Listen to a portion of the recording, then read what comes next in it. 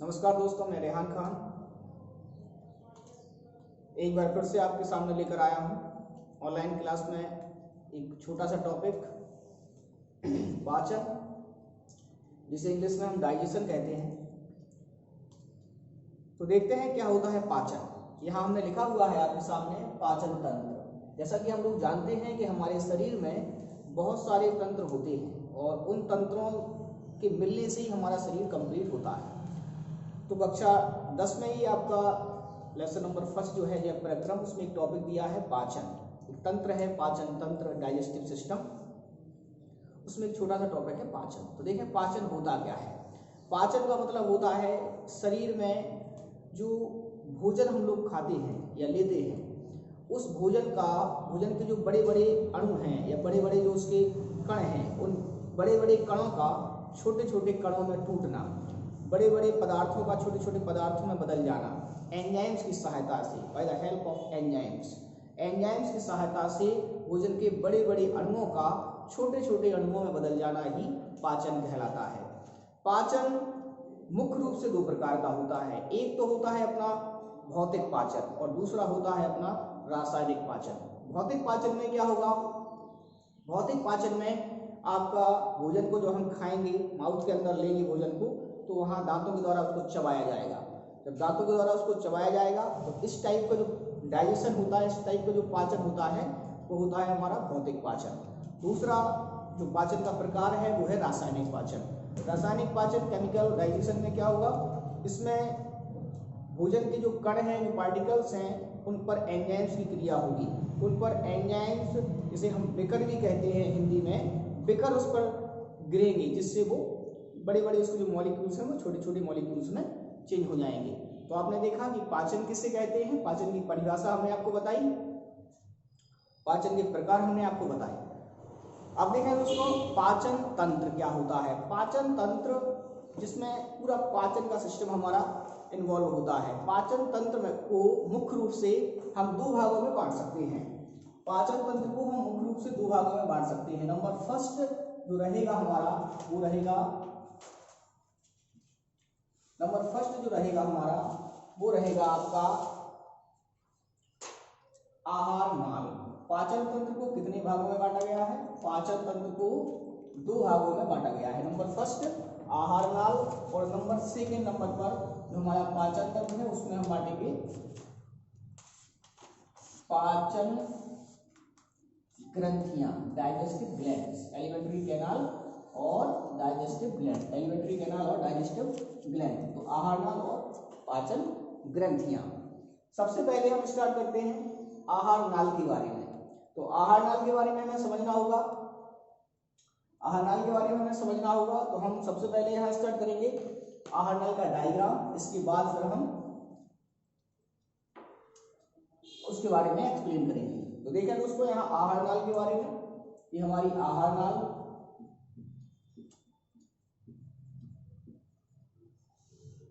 यहाँ हम देख सकते हैं एक सिंपल सा डायग्राम, हम आपकी सुविधा के लिए कुछ सिंपल सा एक डायग्राम बना रहे हैं जिससे आपको ये आसानी से समझ में आ जाएगा। यहाँ कुछ चीजों को हम छोड़ रहे हैं।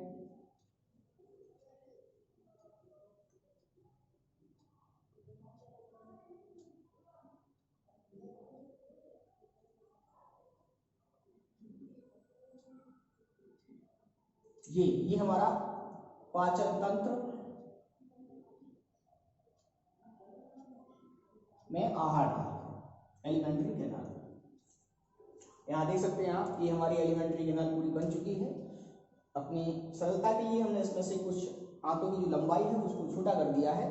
यहाँ दूसरा जो पार्ट मिला है इसका डाइजेस्टिव ग्लैंड्स, ये डाइजेस्टिव ग्लैंड्स अपना,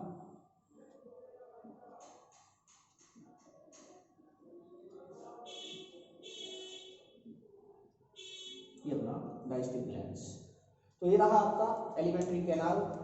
पाचन जो आहार नाल है उसको मुख्य रूप से हमने 5 या 6 भागों में हम इसको बांट सकते हैं। इसमें सबसे पहला जो पार्ट होता है आपका वो होता है मुख एवं मुखगुहा,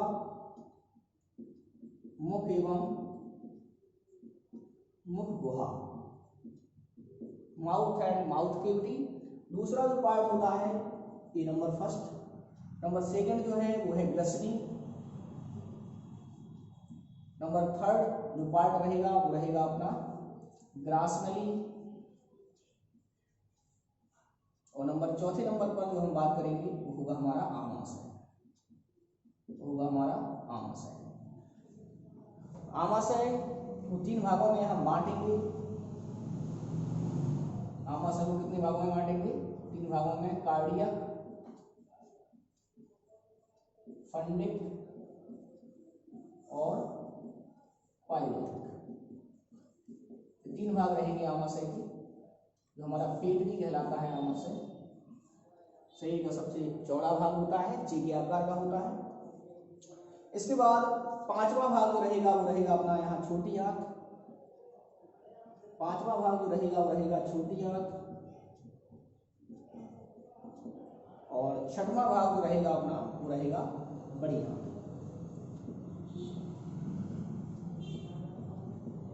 यहाँ हम 5 भाग भी बोल सकते हैं आहार नाल के। अगर हम यहाँ छोटी आंत और बड़ी आंत को मिलाकर केवल आंत कहेंगे तो आहार नाल के 5 भाग होंगे, और अगर छोटी आंत बड़ी आंत हम अलग अलग बोलेंगे तो इसको हम 5 नंबर बोलेंगे और इसको 6 नंबर बोलेंगे। यहाँ छोटी आंत के भी 3 भाग होते हैं। पहला होता है डिओडेनम, जिसको हम ग्रहणी भी बोलते हैं, ग्रहणी। दूसरा होता है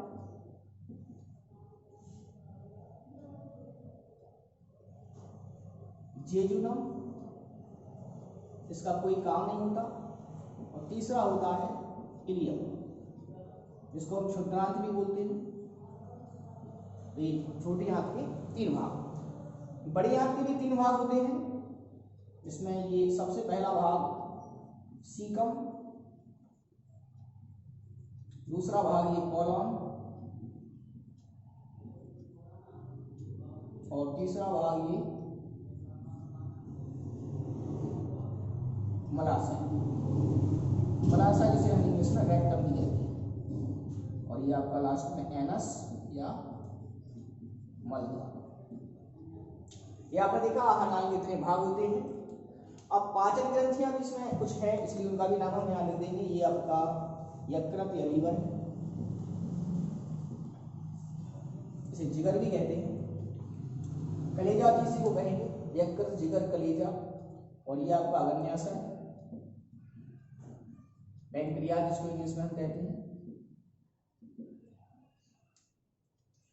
तो दोस्तों आपने ये देखी मनुष्य की आहार नाल, और कितने भागों में उसको बांटा गया, कितने प्रकार की वो होती है, कितने उसके भाग होते हैं। एक बार फिर से देख लें। मनुष्य की आहार नाल को मुख्य रूप से 6 भागों में बांटा गया। पहला भाग मुख एवं मुखवाह, ये रहेगा जो हमारा माउथ कहलाता है, जिसमें हम भोजन को खाते हैं। दूसरा भाग ये रहेगा ग्रसनी, कीप के आकार की होती है, यहाँ कोई पाचन नहीं होता। चौथा एक लंबी सी नली है, उसको हम ग्रास नली बोलते हैं, इसोफेगस इंग्लिश में बोलते हैं, यहाँ भी कोई पाचन नहीं होता। चौथा भाग होता है जो सबसे चौड़ा होता है, थैले के समान होता है, जी आकार का होता है, भोजन सबसे ज्यादा देर तक यहाँ रुकता है, वो होता है आमाशय, जिसे हम पेट भी कहते हैं। पेट भी कहते हैं, स्टमक जिसे इंग्लिश में हम बोलते हैं। इसके 3 भाग हैं, ये कार्डियक भाग, ये फंडिक भाग, और ये लास्ट वाला पाइलोरिक भाग। इसके अलावा 5वां भाग जो होगा वो यहाँ से स्टार्ट हो जाएगा, छोटी आंत यहाँ से स्टार्ट हो जाएगी। यहाँ एक वॉल्व होता है, पाइलोरिक वॉल्व, पाइलोरिक स्फिंक्टर, जिसके बाद से यहाँ छोटी आंत ये यहाँ से स्टार्ट हो जाती है, और ये 3 भागों में बटी रहती है, ड्यूडेनम, ग्रहणी, जेजुनम, इलियम। ये यहाँ ड्यूडेनम होगी, और ये यहाँ जेजुनम होगी, और ये आपकी इलियम होगी या क्षुद्रांत होगी। बड़ी आंत भी 3 भागों में बटी है। ये पहला भाग जो रहेगा वो आपका यहाँ सीकम होगा, दूसरा भाग ये कॉलम होगा, और तीसरा भाग ये रेक्टम या मलाशय होगा, और इसके नीचे एक मलद्वार होगा जिसे हम एनस बोलते हैं। अब यहाँ आप देख लें, छोटी आंत की जो लंबाई होगी वो होगी लगभग 6.5 मीटर, बड़ी आंत की जो लंबाई होगी वो 1.5 मीटर। ठीक, ये इसकी लंबाई होती है। और इसमें बड़ी आंत की सीकम भाग में एक अवशेषीय अंग पाया जाता है, इसको हम कृमि रूपी परिशेषिका बोलते हैं। कृमि रूपी परिशेषिका, ये कृमि रूपी परिशेषिका जो होती है, इसे इंग्लिश में हम वर्मी फॉर्म अपेंडिक्स बोलते हैं। ये एक अवशेषीय अंग है। जब हम जंगलों में रहा करते थे तो उस समय सेलुलोज का पाचन, सेलुलोज का सेवन बहुत ज़्यादा होता था हमारी बॉडी में, तो उसको पचाने के लिए एक एक्स्ट्रा इंटेस्टाइन हमारी बॉडी में होती थी। लेकिन फिर हमारा एटमॉस्फेयर बदला, एनवायरनमेंट बदला, हमने भोजन को पका के खाना स्टार्ट कर दिया, सेलुलोज की मात्रा कम जाने लगी बॉडी में, जो थोड़ी बहुत मात्रा पहुंचती थी वो हमारी आंतों ने ही पचा दी। इसलिए धीरे धीरे इसका काम कम होता गया और ये हमारी बॉडी में एक अवशेषी अंग के रूप में पाई जाती है। बोर्ड एग्जाम में क्वेश्चन पूछा जाता है कि मनुष्य में पाए जाने वाले एक अवशेषी अंग का नाम बताइए, तो आप बता सकते हैं कि मनुष्य की आंत में सीगम, बड़ी आंत के सीगम वाले भाग में कृमि रूपी परसेसी का एक अवशेषी अंग होता है, वेस्टिजियल ऑर्गन होता है। तो आपने यहाँ देखा मनुष्य की आहार नाल के बारे में। अब पाचन की क्रिया विधि क्या होगी इसको हम अपने नेक्स्ट वीडियो में बताएंगे। Thank you.